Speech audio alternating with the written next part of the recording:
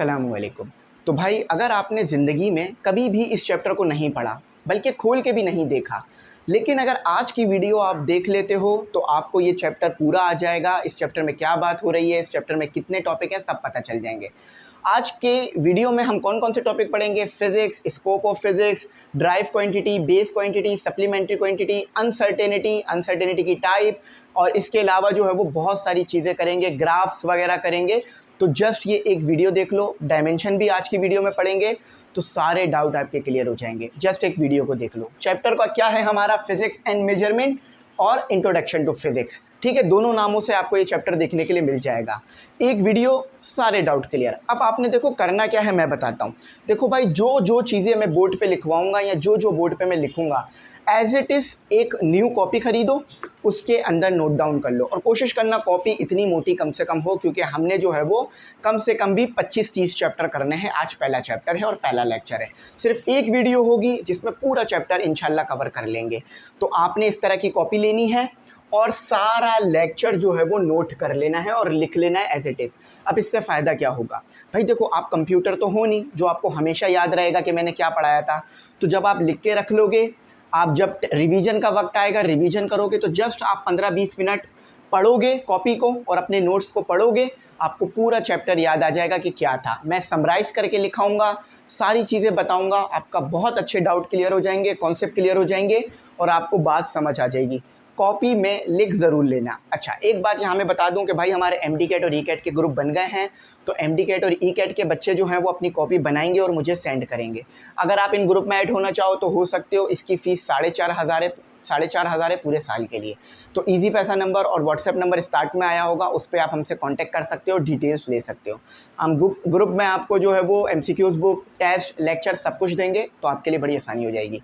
तो चलो स्टार्ट लेते हैं। सबसे पहले फ़िज़िक्स के बारे में पढ़ लेते हैं कि फ़िज़िक्स क्या है, उसके बाद जल्दी से आगे चलेंगे। तो भाई आप सबको पता है फ़िज़िक्स क्या है। फ़िज़िक्स हमारे पास ब्रांच है साइंस की। देखो भाई, साइंस में हमारे पास बहुत सारी ब्रांचेज़ हैं, जैसे केमिस्ट्री हो गई, बायोलॉजी हो गई, इसके अलावा सोशियोलॉजी, और बहुत सारी ब्रांचेज़ हैं। तो उसी में से एक ब्रांच है हमारे पास फ़िज़िक्स। अब हर ब्रांच में, हर फिज़िक्स की, साइंस की हर ब्रांच में हम मुख्तलिफ़ चीज़ों को पढ़ रहे होते हैं। तो फ़िज़िक्स में हम क्या पढ़ते हैं? देखो, फ़िज़िक्स में हम क्वांटिटीज़ को पढ़ते हैं, उन क्वांटिटीज़ का आपस में रिलेशन पढ़ते हैं। फॉर एग्जांपल, हम जो है वो लेंथ को स्टडी कर रहे होंगे, हम जो है वो मोशन को स्टडी कर रहे होंगे, हम जो है वो टाइम को देख रहे होंगे कि मोशन और टाइम कैसे आपस में एक दूसरे पे डिपेंड कर रहे हैं, मोशन और टाइम का एक दूसरे से क्या रिलेशन है। हम मुख्तलिफ़ फ़िज़िकल क्वांटिटीज़ को देखेंगे, जैसे कि force, acceleration, angular velocity, displacement. ठीक है, और जहाँ कहीं मोशन हो रही होगी तो उस मोशन को देख रहे होंगे, और इन सब की क्वांटिटिव स्टडी करेंगे। क्वांटिटिव क्या मतलब?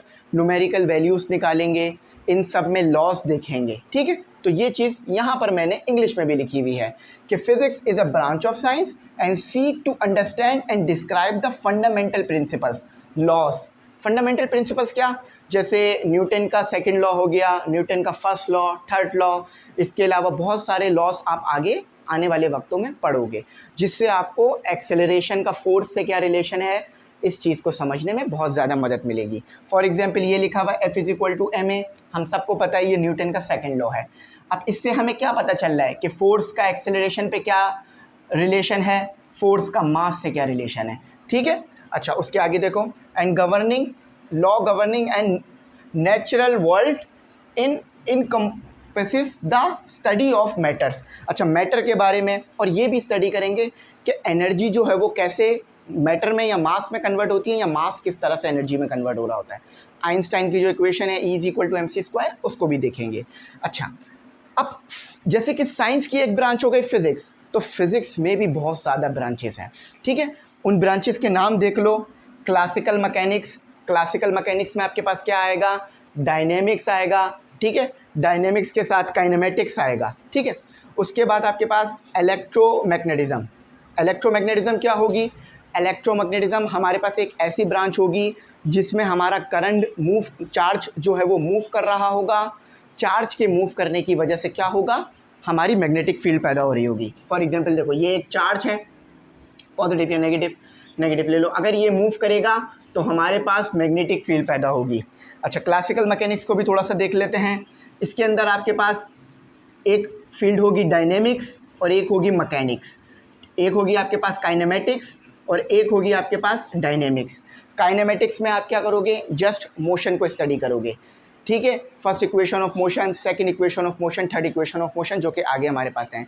डायनेमिक्स में आप फोर्स को स्टडी करोगे, यानी काइनेमेटिक्स में जस्ट मोशन को स्टडी करोगे कि मोशन कैसे, मोशन क्या है, एक्सेलरेशन क्या है, वेलोसिटी क्या है, डिस्प्लेसमेंट क्या है। लेकिन डायनेमिक्स में उस फोर्स को स्टडी करोगे जिसकी वजह से मोशन हो रहा होगा, ठीक है। तो आई होप ये समझ में आ गया होगा। अब आगे चलते हैं। अच्छा, एक और चीज़ याद रखना, जैसे कि मैंने बता दिया ना, क्लासिकल मैकेनिक्स या मैकेनिक्स जो है वो उसकी जो ब्रांचेस हैं वो है काइनेमेटिक्स और डायनेमिक्स, ठीक है। इलेक्ट्रोमैग्नेटिज्म देख लिया। अच्छा, थर्मोडायनेमिक में आप हीट के बारे में और टेम्परेचर के बारे में पढ़ोगे। किसके बारे में पढ़ोगे, हीट के बारे में और टेम्परेचर के बारे में। तो यहाँ मैं लिख देता हूँ टेम्परेचर एंड हीट के बारे में आप पढ़ोगे। आप इस ब्रांच के अंदर देखोगे कि किस तरह से जो है वो हीट की मदद से वर्क हो रहा है, किस तरह से जो है वो टेम्परेचर बढ़ रहा है और किस तरह से जो है हमारे पास थर्मोडायनेमिक्स के लॉस आ रहे हैं। अच्छा, ऑप्टिक्स के अंदर जो है आप क्या पढ़ोगे, ऑप्टिक्स के अंदर आप पढ़ोगे लाइट की नेचर को पढ़ोगे, ठीक है, लाइट की डुअल नेचर को देखोगे और ज़्यादातर आप इसके अंदर जो है वो वेव नेचर पढ़ रहे होगे लाइट की। ऑप्टिक्स के अंदर वेव नेचर पढ़ रहे होगे कि इंटरफेरेंस कैसे हो रहा है, ठीक है, और इसके अलावा डायफ्रैक्शन कैसे हो रहा है, कंस्ट्रक्टिव इंटरफेरेंस, डिस्ट्रक्टिव इंटरफेरेंस, ठीक है। क्वांटम मैकेनिक्स, देखो क्लासिकल मैकेनिक्स भी है, क्वांटम मैकेनिक्स भी है। अब अलग अलग क्यों है? क्वांटम मैकेनिक्स के अंदर आप जो है वो सब एटॉमिक पार्टिकल जो होता है ना, जैसे इलेक्ट्रॉन, प्रोटॉन और न्यूट्रॉन, ये जो सब एटॉमिक पार्टिकल्स हैं इनको पढ़ोगे और इनका क्या बिहेवियर है इसको पढ़ोगे, ठीक है। तो ये आ गया आपका क्वांटम मैकेनिक्स। तो इलेक्ट्रॉन और प्रोटॉन इस चीज़ की आप स्टडी करोगे। अच्छा, रिलेटिविटी जो है, हम आइंस्टाइन की जो थ्योरीज़ हैं, आइंस्टाइन की जो रिलेटिविटी की थ्योरीज़ हैं उसको स्टडी करेंगे। दो थ्योरीज़ थी, general theory of relativity, special theory of relativity. आगे आपके कोर्स में ये चीज़ें आएंगी। अच्छा, अब आ जाते हैं न्यूक्लियर फिज़िक्स। न्यूक्लियर फिज़िक्स में आप पढ़ोगे कि एटम का जो न्यूक्लियस होता है वो किस तरह से ब्रेक होता है और जब वो ब्रेक होता है तो क्या क्या होता है उसके अंदर, ठीक है, बात समझ रहे हो। न्यूक्लियर फिजिक्स में एटम के न्यूक्लियस के जो ब्रेक होना है उसको पढ़ोगे। एटॉमिक एनर्जी के बारे में पढ़ोगे, फिजन और फ्यूजन रिएक्शन के बारे में पढ़ोगे। अच्छा, इलेक्ट्रॉनिक्स के अंदर आप जो है वो डायोड्स के बारे में पढ़ोगे। डायोड्स यानी क्या, सिंपल अगर बोलूँ तो इलेक्ट्रॉनिक्स में आप ये पढ़ोगे कि लाइट की मदद से आप इलेक्ट्रिसिटी कैसे पैदा कर रहे हो, ठीक है, ये आप जो है वो इसके अंदर पढ़ रहे होगे, ठीक है। तो आप इलेक्ट्रॉनिक्स में क्या पढ़ रहे होगे, डायोड के बारे में पढ़ रहे होगे, रेजिस्टेंस के बारे में पढ़ रहे होगे, इसके अलावा और सारी चीज़ें लिखते जाओ, मैं बता रहा हूँ। रेजिस्टेंस के बारे में पढ़ रहे होगे, कैपेसिटेंस के बारे में पढ़ रहे होगे, कंडक्टेंस के बारे में पढ़ रहे होगे और जो है आप मुख्तलिफ चीज़ें पढ़ोगे, ठीक है। अच्छा, अब आ जाते हैं स्कोप ऑफ फिज़िक्स। फ़िज़िक्स हमें क्या फ़ायदा दे रही है? देखो, फ़िज़िक्स के फ़ायदे बहुत ज़्यादा हैं, बहुत ज़्यादा।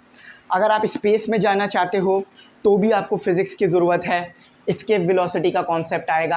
एस्केप वेलोसिटी वो वेलोसिटी जो आपको चाहिए अर्थ का जो और अर्थ की जो ग्रेविटेशनल फील्ड है उससे बाहर निकलने के लिए। तो यहाँ भी आपके पास जो है वो फिज़िक्स आ जाती है।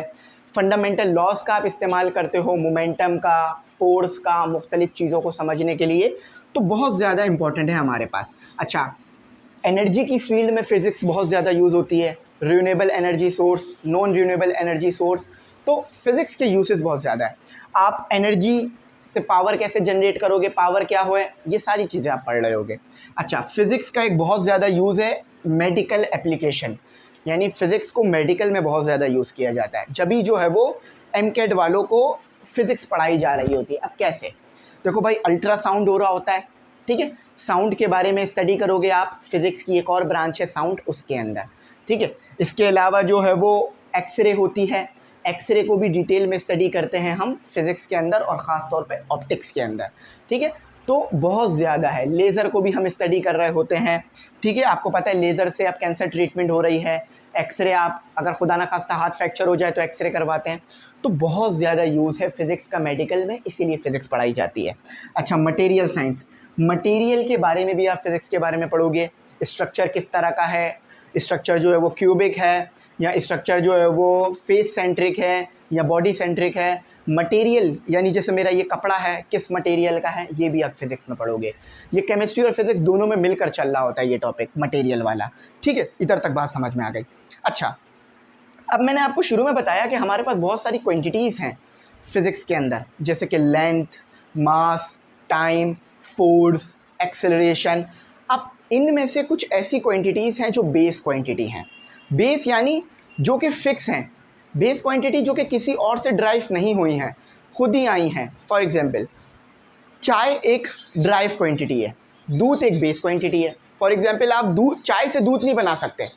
चाय से दूध बना सकते हो? नहीं बना सकते, लेकिन दूध से चाय बना सकते हो। तो बेस क्वांटिटीज़ वो क्वांटिटी हैं जो स्टैंडर्ड क्वांटिटीज़ हैं, जो कहीं से ड्राइव होकर नहीं आई हैं।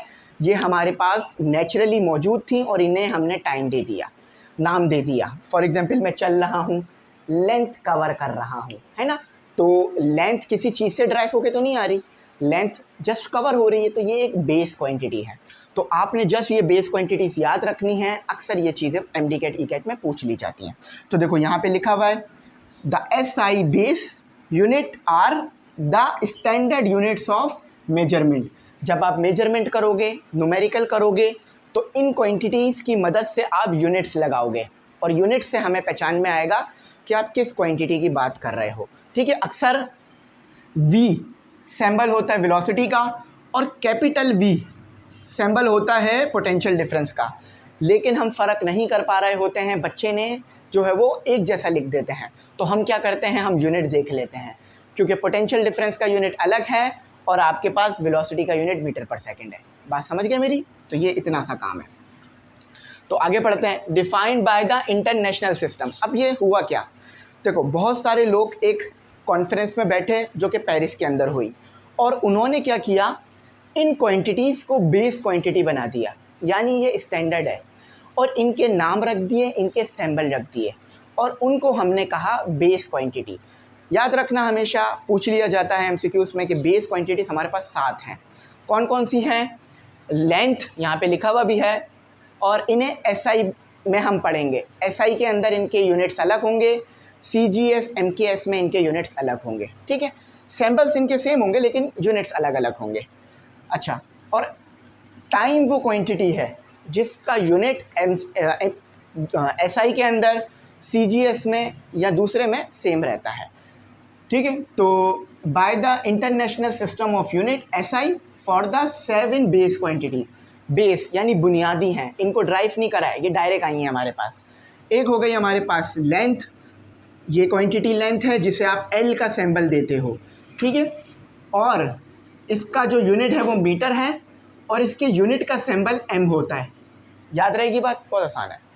टाइम, जिसको आप कैपिटल T भी अक्सर कह रहे होते हो, और स्मॉल t, वो कंडीशन के मुताबिक स्मॉल और कैपिटल हो जाता है। इसका यूनिट है सेकेंड और इसका सिंबल है S। बात क्लियर हो गई। मास, मास हमारे पास क्वांटिटी ऑफ मैटर, हमारे जिस्म में कितना क्वांटिटी ऑफ मैटर है। अच्छा, इसका जो सिंबल है वो कभी कभार कैपिटल M होता है, कभी कभार स्मॉल m होता है, ठीक है। वो अक्सर जो है वो डिपेंड कर रहा होता है कंडीशन पर, लेकिन यहाँ स्मॉल m। अच्छा, किलो जो है इसका यूनिट है, लेकिन आप हर जगह किलो नहीं लिखोगे, जस्ट kg लिखोगे। के जो है वो, किलो जो है वो प्रीफिक्स है, ग्राम जो है वो आपके पास यूनिट है। अच्छा, electrical unit, sorry electrical current या इलेक्ट्रिक करंट, इसका यूनिट है एम्पेयर। ये एक साइंटिस्ट के नाम पर है। इसका जो सिंबल होगा वो A होगा, ठीक है, यानी यूनिट का सिंबल। और अगर इस क्वांटिटी का सिंबल देखें तो वो I से आपको पता चलेगा। टेम्परेचर, टेम्परेचर का जो सिंबल है वो T होगा, कैपिटल T होगा। केल्विन इसका यूनिट होगा, और इसको आप K से रिप्रेजेंट करोगे। कितनी सिंपल बात है, देखो। अमाउंट ऑफ सब्सटेंस, यानी कितना सब्सटेंस के अंदर अमाउंट मौजूद है, इसको आप M मोल से लिखोगे और इसका सिंबल N आता है, और ये MOL मोल इस तरह से लिखा जाएगा। M नहीं लिखना, अगर M लिखोगे जस्ट तो ऐसा लगेगा कि मास लिखा है, तो मोल पूरा लिखना होगा आपको, E हटाकर। ल्यूमिनस इंटेंसिटी, इसका सिंबल जो है वो आपके पास यूनिट का सिंबल CD है, और कैडेला, मुख्तलिफ सिंबल्स इसके थीटा वगैरह दिए जा रहे होते हैं इसको, मतलब थीटा तो नहीं, मतलब मुख्तलिफ सिंबल्स इसको दिए जा रहे होते हैं। अच्छा, अब बेस क्वांटिटी आ गई। अब बहुत इनके अलावा, इन 7 क्वांटिटीज़ के अलावा जितनी भी क्वांटिटीज़ आपको आगे नज़र आएंगी वो ड्राइव हैं। एग्जाम्पल के तौर पे फोर्स, वॉल्यूम, डेंसिटी, इसके अलावा एरिया, इसके अलावा जो है आपके पास एक्सेलरेशन, वेलोसिटी, ये सारी ड्राइव क्वांटिटी हैं। ड्राइव क्वांटिटी होती क्या है? ये बेस क्वांटिटीज से मिलकर ही बनी होंगी। जैसा कि मैंने एग्जांपल दी थी ना कि दूध से और पत्ती से मिलकर चाय बनेगी, तो समझ लो दूध और पत्ती बेस है और चाय क्या है? एक ड्राइव है, यानी दो चीज़ों को मिलाया तो चाय बनी। इसी तरह से इनमें से कोई क्वांटिटीज़ को आपस में मिलाओगे तो आपस में देखना आपके पास फोर्स बनेगी। चलो फोर्स को खोल के चेक करते हैं। मास तो आपको पता है एक बेस क्वांटिटी है, तो इसको तो आप मज़ीद नहीं खोल सकते। एक्सेलरेशन बेस क्वांटिटीज़ में मौजूद नहीं है, इसका मतलब है ये भी एक ड्राइव क्वांटिटी है। अब आपको पता होना चाहिए कि एक्सेलरेशन क्या है। एक्सेलरेशन होती है वेलोसिटी पर मीटर, यानी v/t। अच्छा, अब टाइम तो आपके पास बेस आ गई, लेकिन वेलोसिटी अभी तक बेस नहीं है, तो ये आपके पास m और t आ गया। अब वेलोसिटी को मज़ीद खोलोगे तो आपके पास बन जाएगा L या S। ठीक है, एक बात याद रखना, मैंने यहाँ लेंथ का सिंबल जस्ट L लिख दिया था, लेकिन लेंथ का सिंबल आपके पास S भी हो सकता है, D भी हो सकता है और मुख्तलिफ हो सकते हैं, R भी इसका सिंबल हो सकता है। ठीक है, तो ये आपके पास क्या हो गया? M और T। अब वेलोसिटी रह गया, वेलोसिटी को मैं खोलूँगा तो S/T आ जाएगा। अब अगर मैं इसको चेक करूँ तो क्या बनेगा मेरे पास?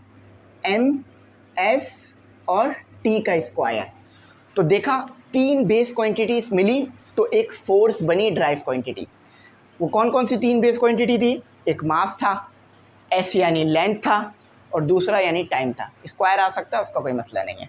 ठीक है, तो यहाँ तक आपको बात समझ में आ गई। ड्राइव क्वांटिटीज़ की मैं डेरिवेशन आपको डेफिनेशन पढ़ के बता देता हूँ, ताकि आपको मज़ीद जो है वो डाउट क्लियर हो जाए और आपको कोई इसका डाउट ना रहे। अब इसके बाद हम सप्लीमेंट्री यूनिट्स भी पढ़ेंगे, वो भी हमारे पास यूनिट्स होते हैं और उसको भी स्टडी करना हमें बहुत ज़रूरी होता है। अच्छा, अब एक सवाल मैं आपसे कर रहा हूँ कि आप जो है मुझे एनर्जी की बेस क्वांटिटीज़ कमेंट सेक्शन में बताओगे। एनर्जीज़ में कितनी बेस क्वांटिटीज़ हैं, मुझे ज़रा कमेंट सेक्शन में बताओ। ठीक है, ये सवाल मैंने आपसे कर दिया है, मुझे उम्मीद है आप इसका जवाब दोगे। अच्छा, आपको पता है mS/t², ये किसके बराबर होता है? न्यूटन के बराबर होता है। ठीक है, तो आप अगर ऐसे यूनिट लिखोगे तो ये अच्छी बात नहीं होगी। फोर्स का यूनिट ऐसे नहीं लिखा जाता mS/t², इसको लिखा जाता है आपके पास न्यूटन। चलो, अच्छा, ये है आपके पास वॉल्यूम। याद रखना, ये V लिखा है मैंने वॉल्यूम के लिए। वॉल्यूम कैसे बनता है? वॉल्यूम आपके पास बनता है length multiply by breath multiply by height. आपको पता है लेंथ भी एक लेंथ है, ब्रेथ भी एक लेंथ ही होती है और हाइट भी एक लेंथ होती है। मैं ज़रा बना के दिखा देता हूँ। ठीक है, ये आपके पास है एक स्क्वायर। ठीक है, ये आपके पास एक क्यूब है। पहले स्क्वायर बनाया, फिर मैंने क्यूब निकाल दिया। ये आपके पास क्यूब है। देखो, क्यूब के अंदर यहाँ से लेकर यहाँ तक आपके पास लेंथ आ गई, यहाँ से लेकर यहाँ तक आपके पास ब्रेथ आ गई, जिसे हम B कह रहे हैं, यहाँ से लेकर यहाँ तक आपके पास हाइट आ गई। ये H हो गई, ये L हो गई, और ये वाला जो हिस्सा है वो B हो गया। लेकिन क्यूब एक ऐसा स्ट्रक्चर होता है जिसके अंदर length multiply by breath multiply by height, तीनों चीज़ें सेम होती हैं और L आती हैं। तो आप ब्रेथ की जगह भी L लिख दोगे, हाइट की जगह भी L लिख दोगे, तो बन जाएगा L3। तो इसीलिए मैंने L3 लिखा, मैंने यहाँ पर क्यूब लिया था। ठीक है, क्यूब ऐसा स्ट्रक्चर होता है जिसमें तीनों लेंथ सेम होती हैं। Length multiply by breath multiply by height, यानी तीनों सेम वैल्यू आ रही है, लेंथ वाली वैल्यूज़। तो वॉल्यूम भी एक ड्राइव क्वांटिटी हुई। क्यों? क्योंकि ये बेस क्वांटिटी से मिलके बनी, लेंथ से मिलके बनी। और वॉल्यूम को आप लीटर में भी डिनोट करते हो। तो आई होप यहाँ तक आपको बात समझ में आ गई होगी। अब इसके बाद हम आगे चलेंगे, सप्लीमेंट्री क्वांटिटीज़ को पढ़ेंगे। मैं उम्मीद करता हूँ कि आपने ये पूरा का पूरा लेक्चर नोट डाउन कर लिया होगा। अब इसके बाद मैं आगे लिखता हूँ और आगे आपको पढ़ाता हूँ। ठीक है, तो स्टूडेंट, यहाँ पर मैंने मज़ीद टॉपिक्स आपके लिए लिख दिए हैं, जिसमें हमारे पास है सप्लीमेंट्री यूनिट, प्रीफिक्स और मेजरमेंट टेक्निक्स और डायमेंशन। अब ये जो टॉपिक्स हैं ना, बहुत ज़्यादा इंपॉर्टेंट है, इससे MCQs अक्सर आ जाते हैं, तो इन टॉपिक्स को तो बिल्कुल भी नहीं छोड़ना। पीछे वाले भी इंपॉर्टेंट है, लेकिन ये ज़्यादा इंपॉर्टेंट है। अच्छा, अब सप्लीमेंट्री यूनिट क्या है? देखो, आपको अगर बेस क्वांटिटीज़ पता है 7 हैं, ठीक है, उसके अंदर एंगल मेजर करने वाली तो कोई क्वांटिटी आपके पास है ही नहीं। अगर ड्राइव क्वांटिटी भी देखें तो ड्राइव क्वांटिटी में भी कोई ऐसा यूनिट तो मिल ही नहीं रहा जिससे एंगल मेजर हो। तो एंगल भी तो मेजर करना है। अब एंगल क्या होता है, फॉर एग्जांपल आपके पास एक ये सर्कल है, ठीक है, इस सर्कल में ये सेंटर आ गया, आपके पास ऑब्जेक्ट यहाँ पर था, वो यहाँ से यहाँ पर आ गया, है ना। तो सेंटर पे भी उसने एक डिस्टेंस कवर किया जो कि आपके पास एक एंगल है। इस एंगल को मेजर, इस एंगल का भी तो कोई यूनिट होगा, वो यूनिट कहाँ से मिलेगा, तो वो यूनिट आपको मिलेगा सप्लीमेंट्री यूनिट से। भाई देखो मैंने लिख दिया 35, ये 35 क्या है, लेंथ है, मास है, क्या है, लेकिन मैंने इसके ऊपर लगा दिया डिग्री, यानी ये एंगल है। अब इस एंगल का यूनिट कहाँ से आया, इस एंगल का यूनिट आया सप्लीमेंट्री यूनिट से। तो सप्लीमेंट्री यूनिट क्या है, वो यूनिट्स जो कि ना बेस क्वांटिटी में आ रहे हैं ना ड्राइव क्वांटिटीज़ में आ रहे हैं, इनके अलावा जो यूनिट्स हैं वो सप्लीमेंट्री यूनिट्स हैं। और ये कौन कौन से यूनिट्स हैं, ये आपके पास दो हैं, एक एंगल है और एक सॉलिड एंगल है। अब एंगल और सॉलिड एंगल का चक्कर क्या है ये बताता हूँ। देखो भाई, अगर आपके पास 2D सर्कल है, 2D सर्कल यानी 2 डायमेंशन है, 2 डायमेंशन से क्या मुराद है, एक एक्स एक्सिस है और एक वाई एक्सिस है, तो ये 2D है, 2 डायमेंशन है, यानी एक आप इस तरफ जा सकते हो, एक ऊपर की तरफ जा सकते हो। तो 2 डायमेंशन में जो यूनिट होगा वो आपके पास होगा प्लेन यूनिट।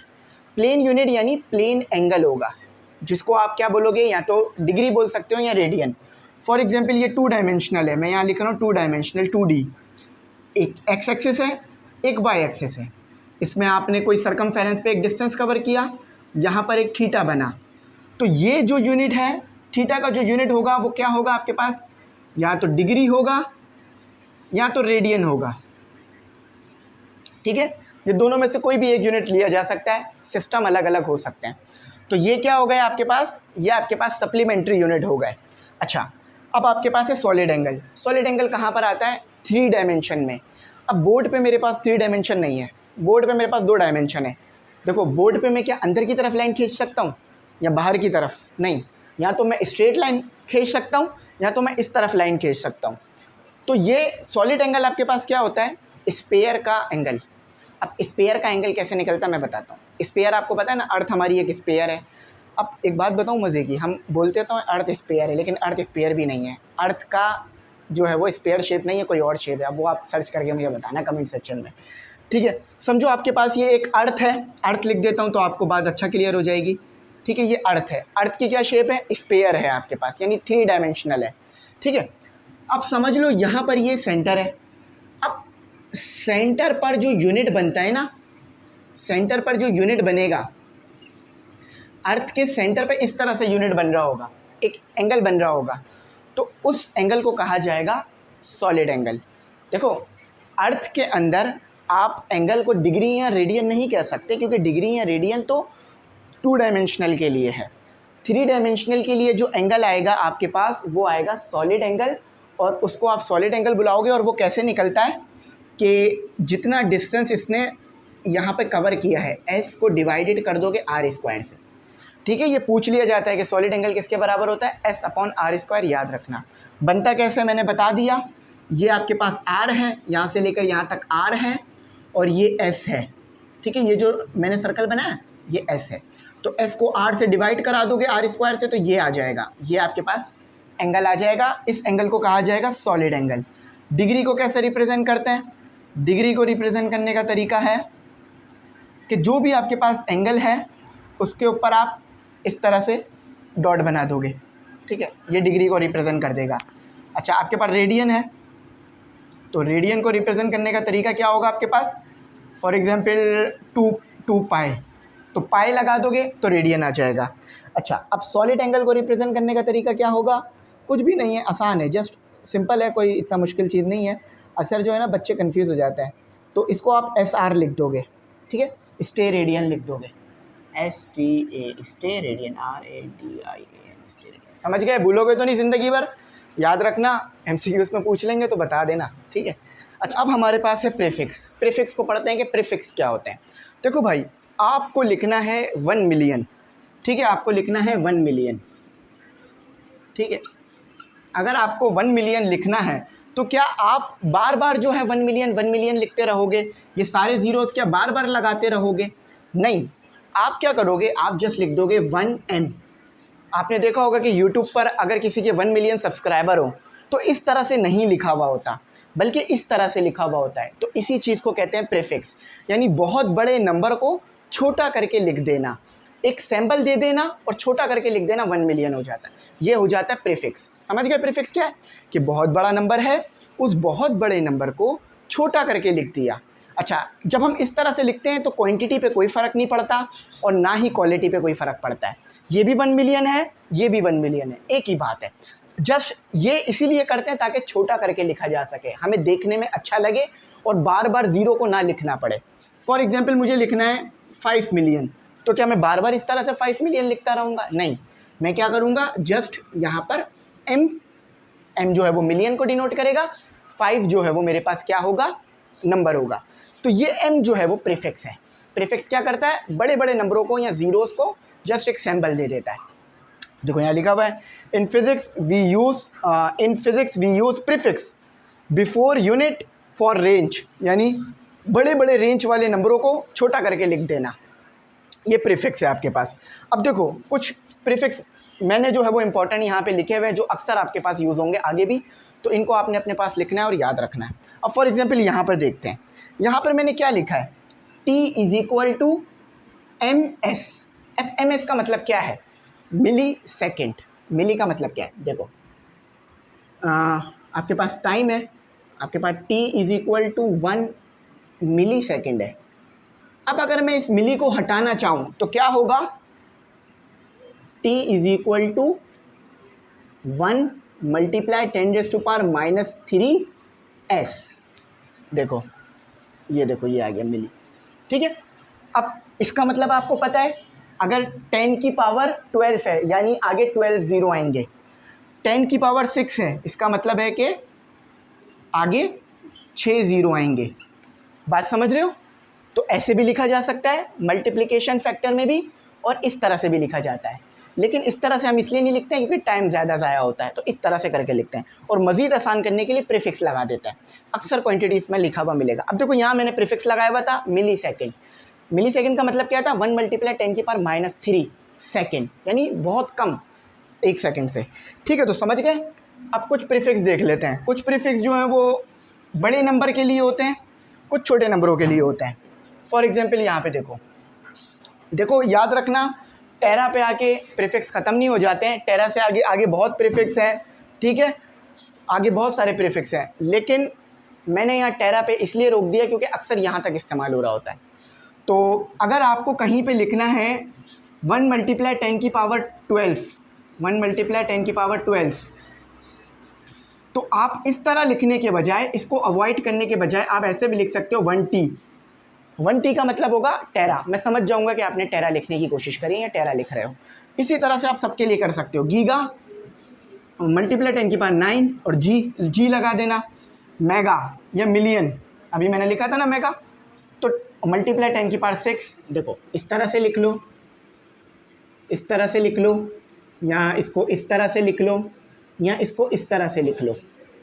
तीनों में एक ही बात है, एक ही बात हो रही है, जस्ट लिखने का तरीका अलग अलग है। यहाँ प्रीफिक्स लगा हुआ है, यहाँ साइंटिफिक नोटेशन लगी हुई है, यहाँ पे स्टैंडर्ड नंबर लिखा हुआ है, ठीक है। तो किलो × 10⁻³ देखो यहाँ पर है 1 किलो। अब मुझे लिख के बताओ कि 1 किलो किसके बराबर होगा, कमेंट सेक्शन में ज़रा जल्दी से। अच्छा, डेसी जो कि बहुत कम इस्तेमाल होता है, लेकिन अगर कोई चीज़ ऐसे लिखी हुई है तो आप इसको ऐसे लिख सकते हो, लेकिन ये बहुत कम आपको लिखा हुआ मिलेगा इस तरह से, ठीक है। या इसको ऐसे भी लिख सकते हो, डी, सही है, लेकिन ये बहुत कम मिलता है, अक्सर सेंटी लिखा हुआ मिलता है। सेंटी × 10⁻², मिली × 10⁻³ माइक्रो × 10⁻⁶, और सिंबल होगा म्यू। नैनो × 10⁻⁹ और सिंबल होगा एन। जैसे मुझे लिखना है नैनोमीटर, तो मैं क्या करूँगा, मीटर है, कोई भी चीज़ है, फॉर एग्जांपल वेवलेंथ है, अक्सर नैनोमीटर में आ रही होती है, तो मुझे लिखना है 1 नैनोमीटर, तो मैं ऐसे लिख दूँगा नैनोमीटर, सॉरी माइक्रोमीटर हो गई है ये नैनोमीटर। समझ गया प्रीफिक्स क्यों यूज़ हो रहा है? बस अब इसे याद रखना, आगे भूलना मत कभी भी। चलो अब आगे चलते हैं। अच्छा, अब आ जाते हैं ये सवाल भी बहुत ज़्यादा पूछा जाता है कि हमारे पास ये क्वांटिटी है, इसको मेजर करने के लिए हम कौन सा इंस्ट्रूमेंट यूज़ करेंगे। लेंथ वगैरह में आप बता देते हो, उसमें कंफ्यूज नहीं होते, लेकिन आप बाकी आगे अटक जाते हो। ये मैथ नहीं था, मास था, ठीक है, इसको मास कर लो। अच्छा चलो अब आगे चलते हैं। तो मुख्तलिफ़ क्वांटिटीज़ को मेजर करने के लिए आप कौन कौन से इंस्ट्रूमेंट यूज़ करोगे, इस चीज़ को हम यहाँ पर पढ़ेंगे मेजरमेंट टेक्निक में, ठीक है, कि किस तरह से हम लेंथ को मेजर कर सकते हैं, किस तरह से मास को, किस तरह से टाइम को, किस तरह से टेम्परेचर को, ये चीज़ पढ़ते हैं। अच्छा, to measure different physical quantities various techniques and instrument are use. अच्छा, अब टेक्निक का वर्ड क्यों यूज़ किया। देखो, आपके पास कोई इंस्ट्रूमेंट है, इसका मतलब ये नहीं है कि आप जस्ट उस इंस्ट्रूमेंट से किसी चीज़ को मेजर कर सकते हो। आपको मेजर करना आना भी चाहिए, आपको उस इंस्ट्रूमेंट को यूज़ करना भी आना चाहिए, टेक्निक भी पता होना चाहिए। फॉर एग्जांपल मैं आपको एक रूलर दे दूँ, एक स्केल दे दूँ, तो क्या आप लेंथ मेजर कर लोगे? बिल्कुल, क्योंकि आपको टेक्निक आती है, आपने सीखी हुई है। तो उसी चीज़ को हम यहाँ पढ़ रहे हैं कि कैसे हम मुख्तलिफ़ फ़िज़िकल क्वांटिटीज़ को मेजर कर सकते हैं ताकि फिर उसको आगे इस्तेमाल कर सकें।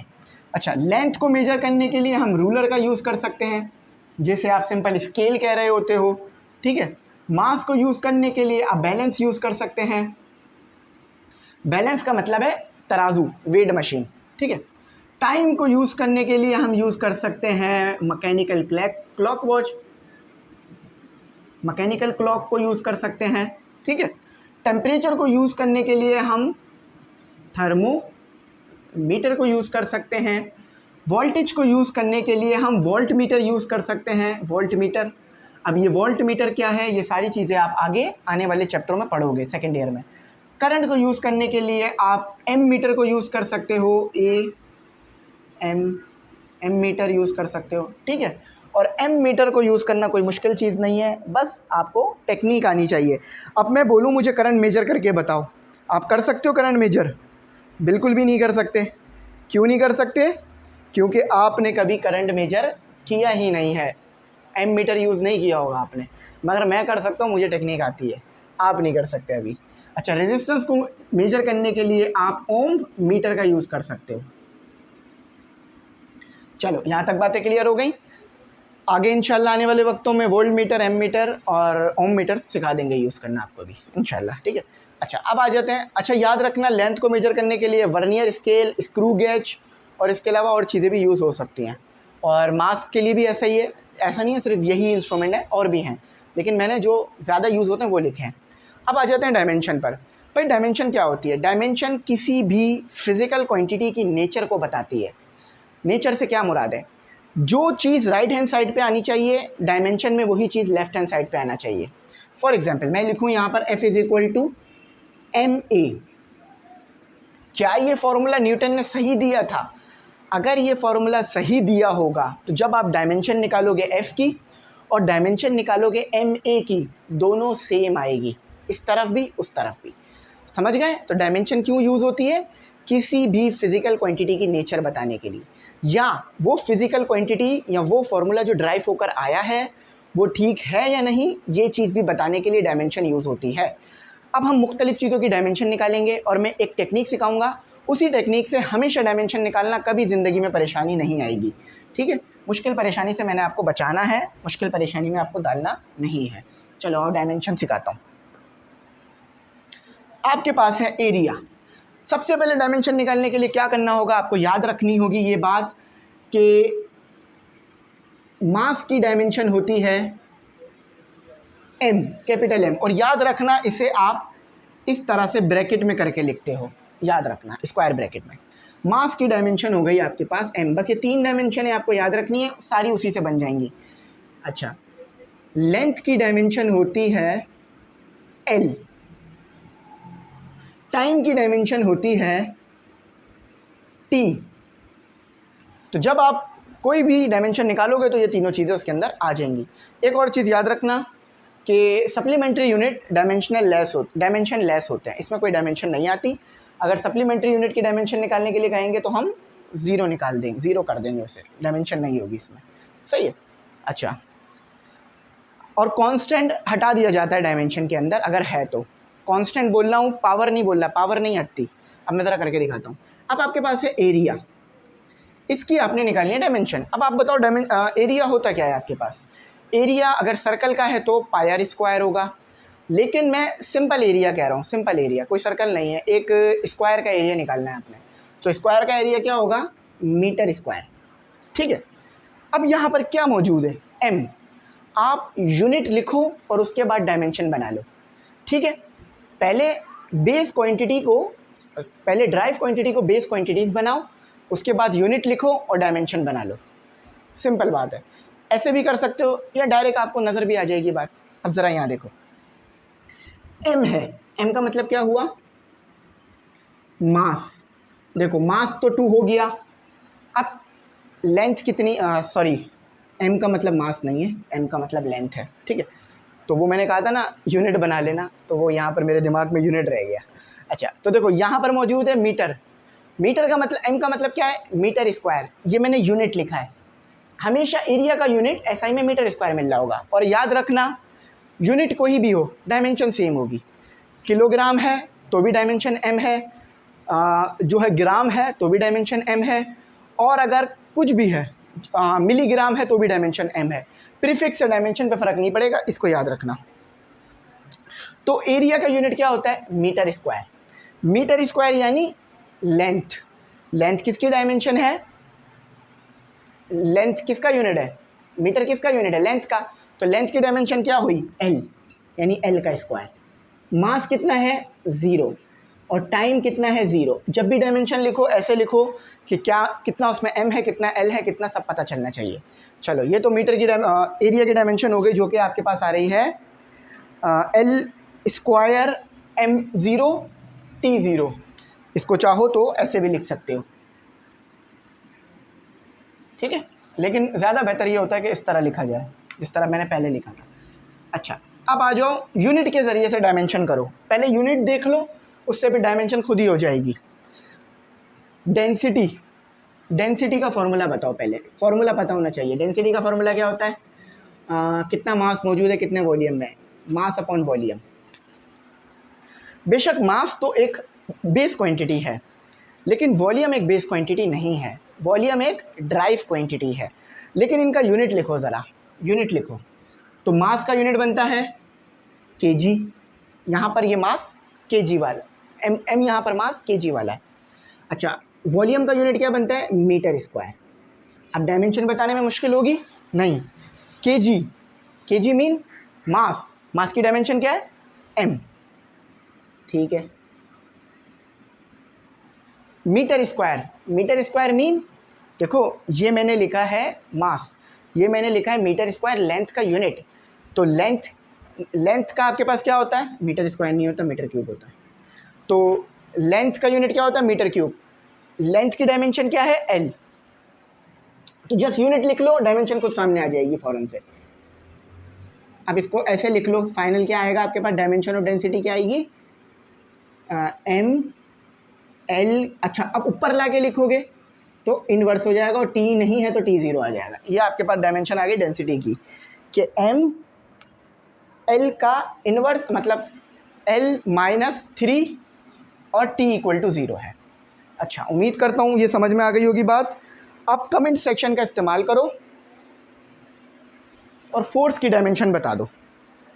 यूनिट बता देता हूँ, जगह कहाँ है, जगह नहीं है, यहाँ लिख देता हूँ।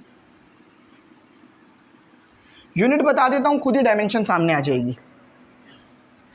देखो फोर्स क्या होता है, एम ए। अच्छा, यूनिट आपको पता है न्यूटन है, लेकिन न्यूटन से डायमेंशन याद तो नहीं करनी ना, हमें ड्राइव करनी है यहाँ। मास का यूनिट क्या होता है, केजी। एरिया का एक्सेलरेशन का यूनिट क्या होता है, मीटर पर सेकंड स्क्वायर। अब इसकी डायमेंशन बताने में मसला है, कोई मसला है, परेशानी? देखो सिंपल है, जस्ट यूनिट लिखो, डायमेंशन सामने होगी। और यूनिट ड्राइव वाला नहीं लिखना, बेस वाला लिखना। केजी यानी मास की बात हो रही है, मीटर यानी लेंथ की बात कर रहे हैं, सेकंड का स्क्वायर यानी टाइम की। तो एम एल टी इनवर्स का स्क्वायर या टी -2। अब बता देना आप लोग मुझे इसकी डायमेंशन, ठीक है, भूलना मत। चलो, अब ये रिमूव करते हैं, इसके बाद अनसर्टेनिटीज़ और कुछ एरर वाले टॉपिक्स हैं उसको पढ़ते हैं। तो स्टूडेंट अब जो है वो मज़ीद कुछ इम्पोर्टेंट टॉपिक पढ़ते हैं अपने कोर्स के, जो कि हैं हमारे पास एरर और अनसर्टेनिटी। देखो एरर और अनसर्टेनिटी पे आपको पास पेपर में भी सवालात देखने के लिए मिल जाएंगे। टॉपिक तो आसान है, जस्ट आपने बात सही से सुननी है मेरी। अच्छा, सबसे पहले तो एरर को समझते हैं। देखो भाई, एरर का मतलब क्या होता है? गलती। जैसे कि फॉर एग्जांपल आप एक्सपेरिमेंट कर रहे थे, एक्सपेरिमेंट करते करते आपका हाथ गलती से लग गया तो आपकी रीडिंग ख़राब हो जाएगी। फॉर एग्जांपल जैसे कि आप पानी भर रहे हो किसी गिलास में और एक्सपेरिमेंट कर रहे हो, तो जैसे ही आपका हाथ पानी के गिलास पे लगेगा तो क्या होगा? पानी का गिलास गिर जाएगा। तो ये एक एरर है। अनसर्टेनिटी और एरर अलग अलग चीज़ हैं, आज आपको बात पूरी डिटेल में समझ में आ जाएगी। अच्छा, अब एरर की बहुत सारी टाइप्स हैं, systemic error, instrumental error, environmental error और रैंडम एरर। तो वो मैं एरर आपको समझा देता हूँ, ठीक है। आपने अक्सर देखा होगा फिल्मों में कि हीरो जो है या कोई भी विलन कोई एक्सपेरिमेंट कर रहा होता है, कोई गलत केमिकल गलती से गिर जाता है, तो जब वो गलती से गिरता है तो कुछ नई चीज़ बन जाती है। तो उस तरह के एरर जो है रैंडम एरर कहलाते हैं, यानी कुछ गलती से गिर जाना, अचानक से हो जाना, और ये ठीक किए जा सकते हैं। अब आओ ज़रा पढ़ते हैं। Error refers to the discrepancy. Discrepancy का मतलब होता है फ़र्क, यानी जो वैल्यू आनी चाहिए थी वो नहीं आ रही, कोई और वैल्यू आ गई है गलती की वजह से, ठीक है। बिटवीन अ मेजर, देखो मेजर और observe value. Observe value, measure value वो जो कि आपने निकाली, आपने जो निकाली। ऑब्जर्व वैल्यू जो कि मेजर वैल्यू को ही कहते हैं। ऑब्जर्व और मेजर एक ही बात है। जब आप ऑब्जर्व कर रहे होगे यानी मेजर कर रहे हो किसी चीज़ को, ठीक है, तो ये और का वर्ड भी लगा हुआ है। And the true value, true और एक्सेप्टेड वैल्यू। फॉर एग्जाम्पल किसी चीज़ की लेंथ थी 5 मीटर, मगर आपने गलती करी और गलती करके उसकी लेंथ निकाल के ले आया 6 मीटर, तो वो 1 मीटर की गलती आ गई है। याद रखना, एरर में आपको पता होता है कि ट्रू वैल्यू क्या है और मेजर वैल्यू क्या है और गलती कितनी आई है, ये तीनों चीज़ें आपको पता हैं। मगर अनसर्टेनिटी में आपको एक्चुअल वैल्यू नहीं पता होती, ठीक है। याद रखना, एरर और अनसर्टेनिटी में ये एक बहुत बड़ा फ़र्क है। मैंने क्या बोला, फिर से सुनो। एरर में आपको ट्रू वैल्यू भी पता होगी, एक्चुअल वैल्यू भी पता होगी, जिसे आप ट्रू और एक्चुअल वैल्यू कह रहे हो एक ही चीज़ है। ऑब्जर्व वैल्यू भी पता होगी और एरर कितना आया ये भी पता होगा। लेकिन अनसर्टेनिटी में आपको ऑब्जर्व वैल्यू पता होगी, अनसर्टेनिटी पता होगी, लेकिन एक्चुअल वैल्यू नहीं पता होगी। तो पहले अभी ज़रा एरर को समझ लो, वहाँ पे बात क्लियर हो जाएगी। एक एक्सपेरिमेंट कर रहा हूँ, समझाता हूँ। फॉर एग्जांपल मैं जो है वो एक लेंथ मेजर कर रहा था, एक्चुअल वैल्यू थी 6 सेंटीमीटर, मगर मैंने कैलकुलेट किया 5 सेंटीमीटर। एक्चुअल वैल्यू क्या है? 6 सेंटीमीटर, ठीक है, यहाँ लिख लेते हैं। एक्चुअल वैल्यू क्या है? 6 सेंटीमीटर। मेजर वैल्यू क्या है? 5 सेंटीमीटर। एरर कितना आया? 1 सेंटीमीटर। तो तीनों चीज़ें पता है, तो ये आपको पता चल गया एरर क्या होता है। अब एरर मुख्तलिफ तरीके से हो सकते हैं। सिस्टेमिक एरर मतलब सिस्टम ही ख़राब हो। फॉर एग्जांपल मेरा मोबाइल एक सिस्टम है, अब वो रिकॉर्डिंग ही ना करे, मसला ही करता रहे, तो सिस्टम की वजह से एरर आना, यानी जहाँ पर आप एक्सपेरिमेंट कर रहे हैं वहाँ पर कोई चीज़ गलत है। फॉर एग्जांपल आप एक्सपेरिमेंट कर रहे हो, ऊपर पंखा चल रहा है और फिर आप पंखा चलने की वजह से आपकी जो चीज़ है वो हिलती जा रही है, तो एरर आ रहा है। तो सिस्टम की वजह से एरर आना सिस्टेमिक एरर है। जैसे कि फॉर एग्जांपल पंखा चल रहा है, अभी मेरे सामने आपको हवा की आवाज़ आ रही होगी, अगर ध्यान से सुनो तो ये एक एरर आ रहा है। माइक में एरर नहीं है, ये सिस्टम की वजह से आ रहा है। अच्छा, अब अगर मेरा माइक ख़राब होता तो फिर कौन सा एरर आता? Instrumental error. ये मेरा इंस्ट्रूमेंट है जिसकी मदद से मैं साउंड को या तो मेजर कर रहा हूँ या साउंड को रिकॉर्ड कर रहा हूँ। अगर ये माइक ख़राब होता, देखो इंस्ट्रूमेंट और इंस्ट्रूमेंटल एरर और सिस्टेमिक एरर लोग एक जैसा कर देते हैं, वो अलग अलग है। मैंने कहा ना, देखो सामने मेरे सिस्टम है, एक पंखा है जो हवा फेंक रहा है, जिसकी वजह से एरर आ रहा है, हवा आ रही है तो एरर बन रहा है। अगर मेरा माइक ही ख़राब हो जाए तो वो इंस्ट्रूमेंटल एरर आएगा, ठीक है। तो यहाँ फ़ैन लिख लो, यहाँ माइक लिख लो। इन्वायरमेंटल एरर, अब मेरा इन्वायरमेंट ही सही नहीं है, मैं ऐसी जगह पर ही नहीं कर रहा जहाँ पर एक्सपेरिमेंट सही होगा। फॉर एग्जांपल मैं किसी बर्फ़ पे एक्सपेरिमेंट कर रहा हूँ, कोई बर्फ़ की जो है वो पता कर रहा हूँ कि इसका टेम्परेचर कितना है या नहीं है, लेकिन मैं उस बर्फ़ पे एक्सपेरिमेंट ऐसे इन्वायरमेंट में कर रहा हूँ जहाँ पे बर्फ़ बार बार पिघले जा रही है, तो इन्वायरमेंट की वजह से एरर आएगा, इन्वायरमेंटल एरर। इन्वायरमेंट सही नहीं है आपका। फॉर एग्जांपल मैं ऐसी जगह पे पढ़ा रहा हूँ जहाँ पे बच्चे शोर ही करे जा रहे हैं, तो मैं सही नहीं पढ़ा पाऊँगा, एरर आएगा मेरे पढ़ाने में, तो वो क्लास एरर, इन्वायरमेंटल एरर हो गया। समझ गया? अब रैंडम एरर, मैं पढ़ा रहा हूँ, पढ़ाते पढ़ाते मैं गिर गया, तो इसका मतलब है कि एकदम से कुछ भी हो जाना, एक्सपेक्ट नहीं था, हो गया बस, तो रैंडम एरर है। अच्छा, रैंडम एरर को ठीक किया जा सकता है, इंस्ट्रूमेंटल एरर को भी ठीक किया जा सकता है, माइक बदल लिया, लेकिन सिस्टमेटिक एरर बार बार आता रहता है। ठीक है, अब ज़रा मैं करके दिखाता हूँ। समझो यहाँ पर सिस्टेमिक एरर आ रहा है, सिस्टेमिक एरर आ रहा है, ठीक है, ये लिख दिया मैंने। तो सिस्टेमिक एरर आएगा तो उससे पता है क्या हो रहा होगा, आपने डाक खेला है, डाक फॉर एग्जांपल, वो होता है ना तीर, वो यूं करके मार रहे होते हैं हाथों से और यहाँ पे निशाना लगाने की कोशिश करते हैं। ये तीरंदाजी देखिए, वो तीर मार रहे होते हैं कि फिर निशाना यहाँ बीच में जाके लगे। फॉर एग्जांपल कोई तीर मारे जा रहा है, डाक मारे जा रहा है, या कोई एक्सपेरिमेंट कर रहा है, बार बार यहाँ पर आके लग रहा है, बार बार यहाँ पर आके लग रहा है, तो सिस्टेमिक एरर होगा। तो उससे क्या होगा कि आपको जो है वो प्रिसाइज वैल्यू मिलेगी बार बार। प्रिसाइज वैल्यू का मतलब क्या है कि बार बार एक ही जगह पे जाके लगना। देखो, एक्यूरेट नहीं है, एक्यूरेट नहीं है। एक्यूरेट क्यों नहीं है? एक्यूरेट जब होती जब यहाँ पर लगता, जब यहाँ पर लगता बीच में, तो एक्यूरेट होता, लेकिन बीच में नहीं लग रहा, इधर आके लग रहा है और बार बार लगे जा रहा है, वहीं आके सेम जगह पे बार बार लग रहा है। इसका मतलब है प्रिसीजन तो आ रही है, यानी आप बार बार एक ही जगह पे हिट कर रहे हो, लेकिन एक्यूरेट नहीं हो, गलत जगह पे हिट कर रहे हो। समझ रहे हो बात? फॉर एग्जांपल मैंने कहा यहाँ पे हिट करो, मगर आप यहाँ पे हिट करे जा रहे हो, बार बार यहाँ पे हिट कर रहे हो। आप प्रिसाइज हो, आप सही मार रहे नहीं हो, मतलब आप बार बार एक ही जगह पे मार रहे हो, प्रिसाइज मार रहे हो, मगर एक्यूरेट नहीं हो, क्योंकि मैंने यहाँ बोला था मारने का। अब देखो, प्रिसाइज और एक्यूरेट कब होगा? प्रिसाइज भी होगा और एक्यूरेट भी होगा। तो एक्यूरेट के लिए ए का एक्रोनियम यूज़ कर लेते हैं, प्रिसाइज के लिए पी का। अब आप बार बार यहाँ पर हिट कर रहे हो, बार बार इसी जो है वो सेंटर में हिट कर रहे हो, तो अब आप एक्यूरेट भी हो, एक्यूरेट यानी जहाँ पे मारना था वहीं पे मार रहे हो, टारगेट पे हिट कर रहे हो, और प्रिसाइज भी हो। प्रिसाइज मतलब बार बार एक ही जगह पे मार रहे हो। तो इस चीज़ को याद रखना, भूलना मत, ठीक है। चलो, अब आते हैं अनसर्टेनिटी पे। अनसर्टेनिटी में क्या होता है? अनसर्टेनिटी में हम जो मेजर वैल्यू करते हैं ना, वो अलग आती है और एक्चुअल वैल्यू अलग होती है, मगर एक्चुअल वैल्यू हमें पता ही नहीं होती है क्या।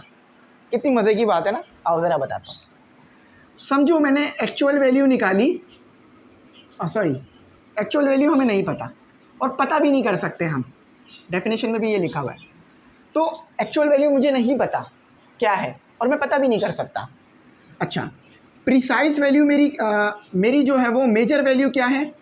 मेजर वैल्यू के लिए देखो मैंने m लिखा था, मेजर वैल्यू मेरी 5 है, 5 मीटर है। अनसर्टेनिटी कितनी आई मेरी?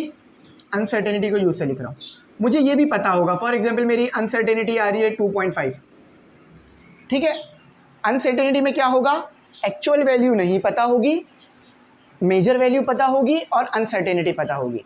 फॉर एग्जांपल मैं किसी चीज़ की लेंथ निकाल रहा हूँ 5 मीटर और बार बार 5 मीटर ही निकल रही है।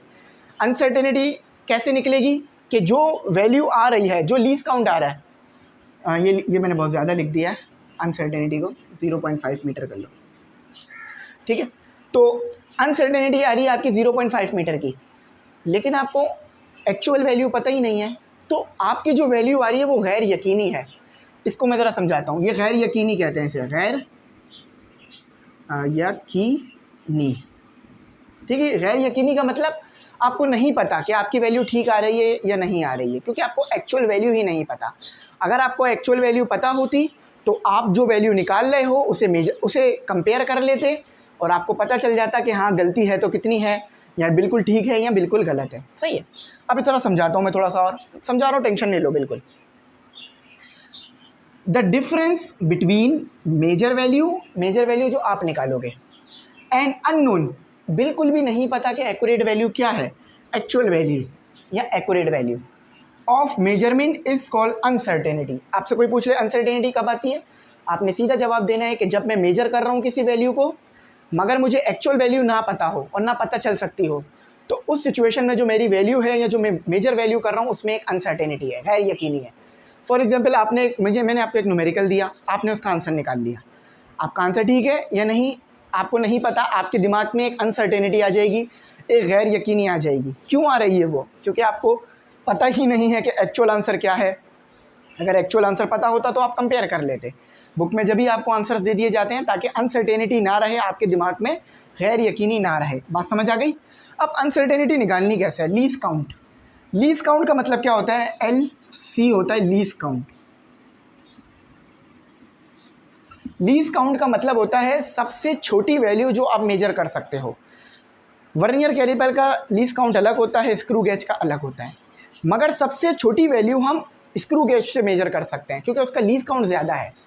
ठीक है, उसका लीस्ट काउंट कम है, सॉरी लीस्ट काउंट कम है।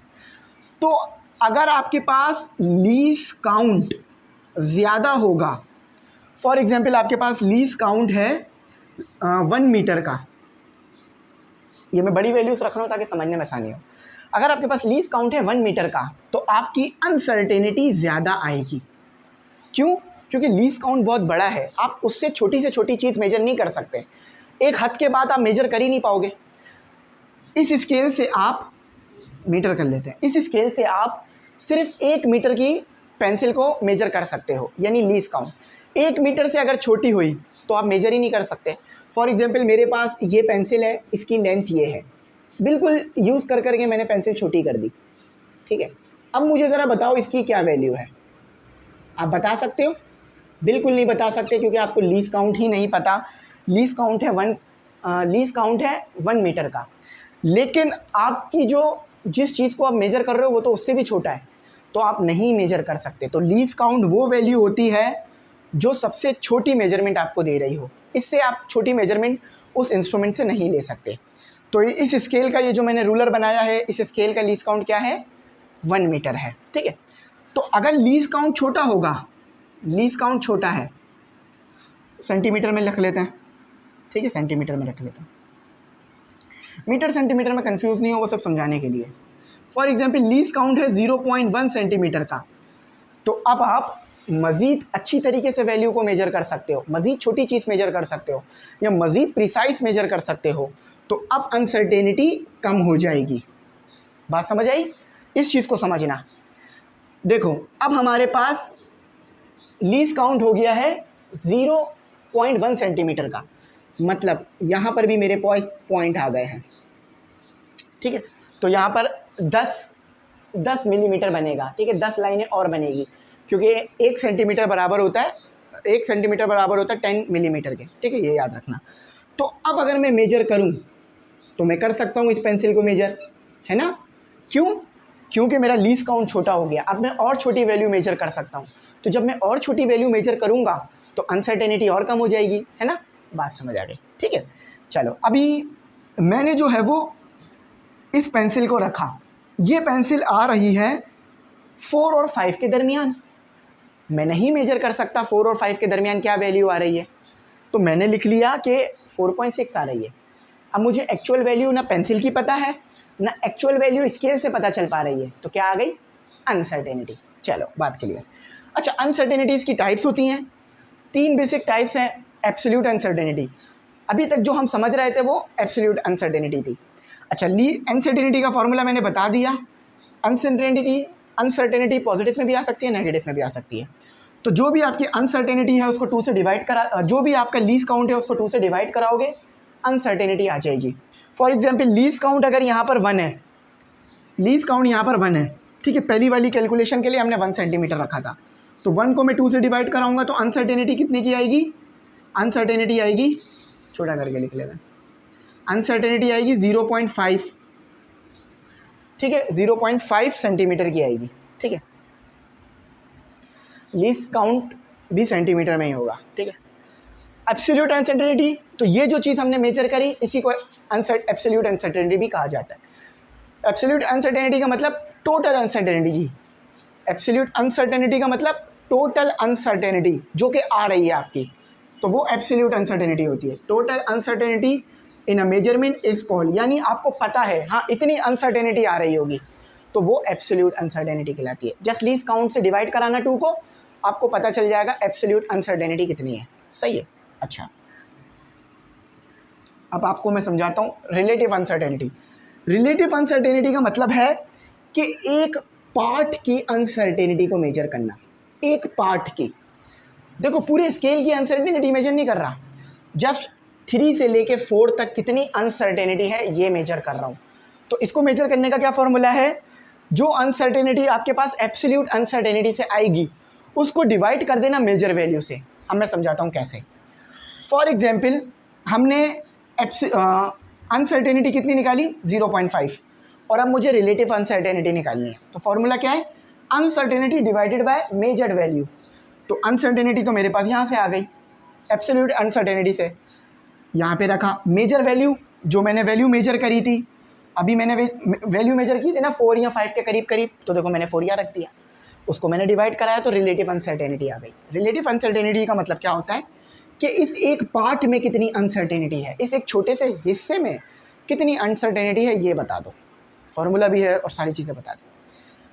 परसेंटेज अनसर्टेनिटी, परसेंटेज अनसर्टेनिटी का मतलब होता है, फॉर एग्जांपल समझ लो ये स्केल 1 से लेके 100 तक होता, इसकी मेजरमेंट 1 से लेके 100 तक होती, तो 1 से लेकर 100 तक टोटल कितनी अनसर्टेनिटी होती उसको हम बोलते परसेंटेज अनसर्टेनिटी। सही है।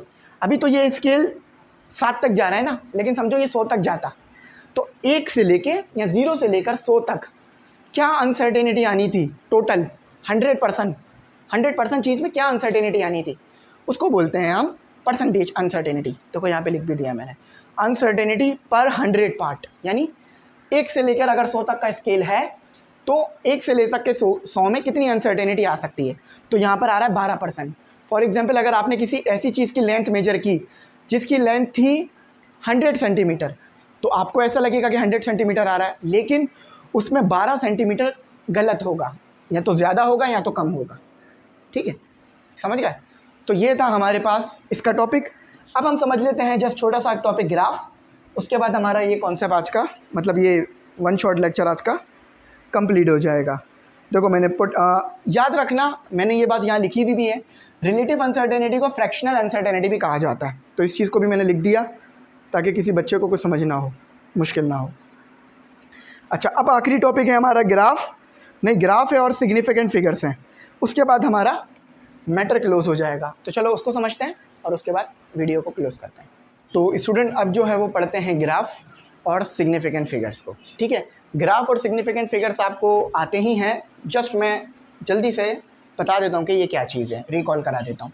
भाई देखो ग्राफ क्या होती है, graph are visuals that show relation between 2 quantities for instant. भाई देखो ग्राफ जो है ना वो 2 क्वांटिटीज़ के दरमियान रिलेशन बताता है। फॉर एग्जांपल आपके पास एक क्वांटिटी है टाइम की जिसे आपने एक्स एक्सिस पर रख दिया, दूसरी क्वांटिटी है वेलोसिटी की जिसे आपने वाई एक्सिस पर रख दिया। अब आपने चेक किया कि जैसे जैसे टाइम बढ़ रहा है तो क्या वेलोसिटी भी बढ़ रही है, अगर ऐसा है तो रिलेशन डायरेक्ट है। ठीक है, और आपने फिर चेक किया कि जैसे जैसे टाइम बढ़ रहा है क्या वेलोसिटी कम तो नहीं हो रही है, अगर ऐसा है तो इन्वर्स रिलेशन है। तो ग्राफ आपको उस ही चीज़ को विजुअल करके दिखा देता है। फॉर एग्जांपल जो मैंने बात करी मैं उसको बताता हूँ। आप ग्राफ में क्या करते हो, डेटा पुट करते हो। फॉर एग्जांपल आपके पास एक्स एक्सिस पर है टाइम, वाई एक्सिस पर है आपके पास वेलोसिटी। टाइम की आपके पास मुख्तलिफ वैल्यूज़ होंगी, हर सेकंड बाद आपने टाइम लिया।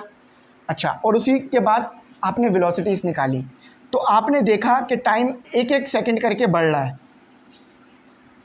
आपने क्या देखा, टाइम एक एक सेकंड करके बढ़ रहा है, और उसी के साथ साथ जो है वो वेलोसिटी भी बढ़ रही है। अगर ऐसा रिलेशन है तो इसका मतलब है कि दोनों एक दूसरे के डायरेक्टली प्रोपोर्शनल है, यानी एक चीज़ बढ़ेगी तो दूसरी चीज़ भी बढ़ेगी। अब देख लेते हैं क्या ऐसा होता है या नहीं होता। v = s/t, असल में आपके पास फॉर्मूला ये होता है। तो यहाँ पर तो मैंने आपको डायरेक्ट रिलेशन करके दिखा दिया, इसी तरह से आप बहुत सारे रिलेशन देख सकते हो, मगर यहाँ पे रिलेशन इन्वर्स आ रहा है, यानी एक चीज़ बढ़ रही होगी तो दूसरी चीज़ कम हो रही होगी। ठीक है, अच्छा चलो ये बात समझ में आ गई। और अगर वेलोसिटी को डिवाइड कर दोगे टाइम से तो आपके पास एक्सेलरेशन आ जाएगी, स्लोप निकाल लोगे तो एक्सेलरेशन आ जाएगी।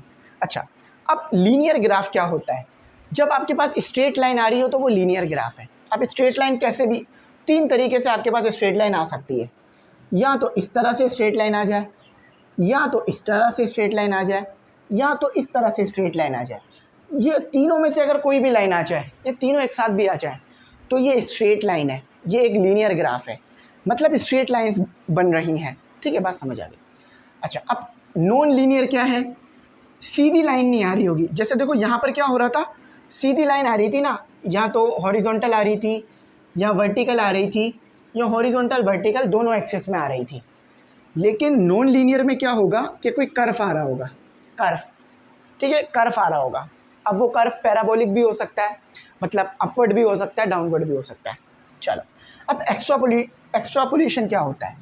फॉर एग्जांपल आपने वैल्यू कैलकुलेट की ग्राफ में, आपके पास यहाँ तक वैल्यू आ गई, ठीक है, ये लाइन आपने निकाल ली अपने डेटा से, मगर आप चाहते हो कि ये वाली वैल्यू भी निकालो। फॉर एग्जांपल -273 का टेम्परेचर अचीव करना पॉसिबल नहीं है, लेकिन ग्राफ की मदद से हम अचीव कर सकते हैं।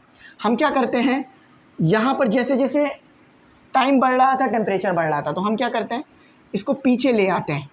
तो पीछे लाकर ये दोनों, पीछे लाकर जिस पॉइंट पर ये आपस में आके नेगेटिव हो जाते हैं, तो वो कहलाता है हमारे पास कॉन्सेप्ट एक्स्ट्रापोलेशन। एक्स्ट्रापोलेशन मतलब जानबूझ के पीछे ले आना। अपनी मतलब एक चीज़ नहीं हो सकती, एक चीज़ जो है वो नेचुरली नहीं हो सकती। मतलब -273 का टेम्परेचर आप नहीं हासिल कर सकते, ये बहुत कम टेम्परेचर होता है, ज़्यादा से ज़्यादा टेम्परेचर 50-60 डिग्री का होता है।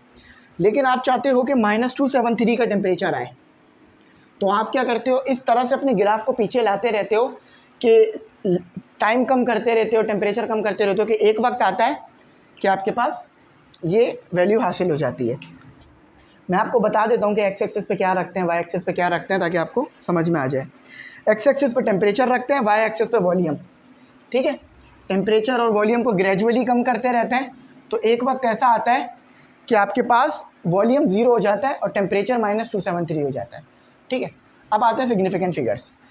देखो भाई, सबको पता है सिग्निफिकेंट फिगर्स हमारे पास वो नंबर्स होते हैं जो कि हमें जब हासिल होते हैं जब हम कोई मेजरमेंट करते हैं। जब आप कोई मेजरमेंट करते हो आपको कोई वैल्यू हासिल होती है। फॉर एग्जांपल आपने मेजरमेंट की, आपको जो है वो वैल्यू मिली, ठीक है, 100 मीटर, 100 सेंटीमीटर, तो ये सिग्निफिकेंट फिगर्स हैं। सिग्निफिकेंट फिगर्स हैं डिजिट्स, और ये डिजिट्स कब हासिल होते हैं, जब आप एक्सपेरिमेंट करते हो या आप कोई फिजिकल क्वांटिटी को देख रहे होते हो। तो सिग्निफिकेंट फिगर्स बहुत इंपॉर्टेंट होते हैं। जितने ज़्यादा सिग्निफिकेंट फिगर होंगे उतनी ज़्यादा आपकी वैल्यू प्रिसाइज होगी, ठीक है। Significant figures are the digits in a number, और ये नंबर होते हैं that are meaningful in term of the precision of the measurement. यानी जब आप मेजरमेंट करते हो उसमें प्रिसीजन लाते हैं। प्रिसीजन मैंने आपको थोड़ी देर पहले बता दिया था क्या चीज़ होती है, ठीक है। तो अब सिग्निफिकेंट फिगर्स के कुछ रूल्स होते हैं।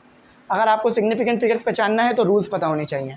यहाँ पे कुछ 4, बेसिकली तो 5 हैं, यहाँ पर 2 मिले हुए हैं, तो वो मैं अलग अलग कर दूंगा। अच्छा, सबसे पहला रूल ये है कि जितने भी नॉन ज़ीरो नंबर हैं वो सब सिग्निफिकेंट है। फॉर एग्जांपल 1 2 3 4 5, ये कह लो, ये 5 सिग्निफिकेंट फिगर हो गए। या फिर ऐसे कह लो 2 6 7 8 9, ज़ीरो के अलावा जितने भी नॉन ज़ीरो नंबर हैं वो सिग्निफिकेंट फिगर है। तो यहाँ पे सिग्निफिकेंट फिगर कितने आ गए, 1 2 3 4 5 सिग्निफिकेंट फिगर्स, ठीक है, 5 हो गए। अच्छा, अब अगर ज़ीरो नॉन ज़ीरो नंबर के बीच में आ जाए तो सिग्निफिकेंट फिगर बनेगा। फॉर एग्जांपल 2 0 0 0 6 7, देखो एक ज़ीरो हो या ज़्यादा ज़ीरो हो कोई मसला नहीं है, लेकिन नॉन ज़ीरोस के दरमियान में आने चाहिए, सिग्निफिकेंट फिगर्स बन जाएंगे। 1 2 3 4 5 6, तो यहाँ पर हो गए आपके पास 6 सिग्निफिकेंट फिगर्स, ठीक है।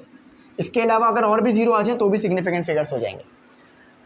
Leading zero does not count. Leading zeros क्या मतलब होता है, फॉर एग्जांपल ये डेसिमल पॉइंट आ रहा है और ये ज़ीरोस आ रहे हैं और फिर कुछ नॉन ज़ीरोस नंबर आ रहे हैं।